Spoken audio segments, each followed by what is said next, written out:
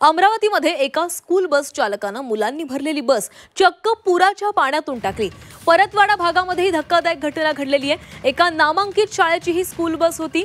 मुसळधार पावसामुळे करजगाव आणि बहिरम जवळ पूर आलेला असतानाही बस चालकानं पुराच्या पाण्यातूनच ही बस दामटवली।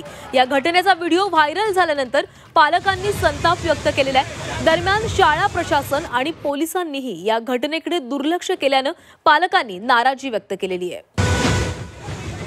तर अमरावतीमधील ही घटना आहे। अमरावतीमध्ये एका बस चालकानं विद्यार्थ्यांनी भरलेली ही बस पुराच्या पाण्यामध्ये टाकली आणि याच पुराच्या पाण्यामधून त्याने विद्यार्थ्यांना घेऊन प्रवास केलेला आहे आणि हा व्हिडिओ व्हायरल झाल्यानंतर पालकांनी नाराजी व्यक्त केलेली आहे।